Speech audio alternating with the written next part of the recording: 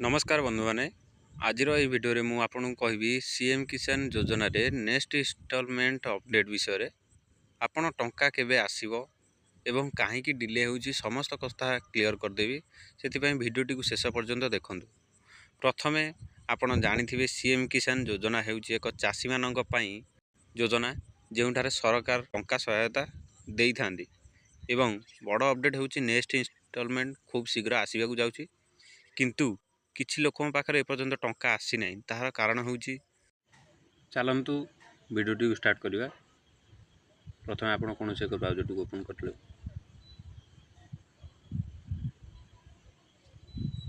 Browser T open कला परे search करिवे सीएम किसान।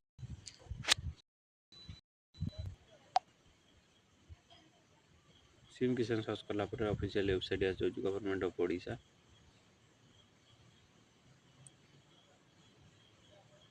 आसीगला ऑफिशियल वेबसाइट पॉपअप टी ओपन हो ताको क्लियर करिवे। क्लियर कला परे मु प्रथमे आपन कहूची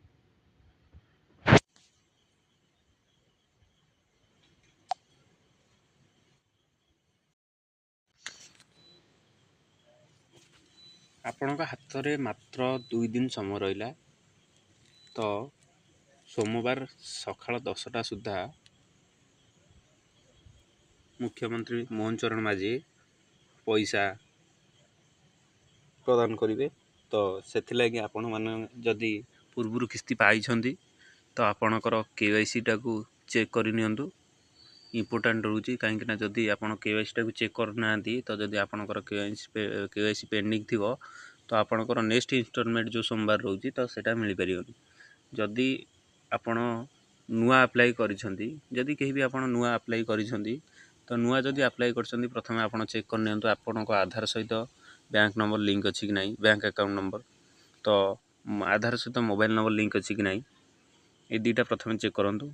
तापर आपणकर जदि नुआ अप्लाई करथिबे से नुआ अप्लाई कला परे आधार ये जो स्थिति जांच लिखाई देखु से स्थिति जांच उपर क्लिक करी आपणकर आधार नंबर देकी एंटर कैप्चा देकी आपण शो जो कैप्चा देकी जो शो लिखाई शो उपर क्लिक करके आपणकर स्टेटस देखिपारे जे आपंकर जदि collector level state level verification complete हो जाइथिबो तो आपन को पैसाटा नेक्स्ट इंस्टॉलमेंट मिल जिवो। जदि आपंकर पेंडिंग थिबो किंबा किछि अलगा किछि थिबो तो आपन को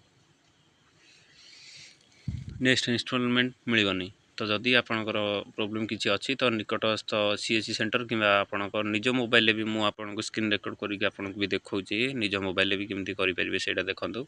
स्थिति जांच ऊपर क्लिक करके आपनकर आधार नंबर दे एंटर कैप्चा दे सो ऊपर क्लिक करके आपन देखि परिबे जदि सब ठीक अछि आपनकर केवाईसी पेंडिंग अछि तो देखंतु केवाईसी स्थिति जांच करंतु ई केवाईसी स्थिति जांच करंतु ऊपर क्लिक करिवे। क्लिक कला परे आपनकर applicant Aadhaar number they enter captcha they get OTP ऊपर आपनकर मोबाइल के ओटीपी टे जीवो किंबा आपनक पाखर जदि मेंत्रा एलवान नाही कि मेंत्रा कि मोरफोर फिंगरप्रिंट नाही तो आपन ओटीपी दे मध्य आपनकर केवाईसी कंप्लीट करि परिबे। कौन सीएनसी सेंटर जीवा दरकार ना देखो लिखाई for e KYC authentication through and fingerprint scanning please visit your nearest common service centre CSC centre बा मो सेवा केंद्र। तो आपन कौन जगह को जीवा दरकार ना आप मोबाइल नंबर ओटीपी दे करें।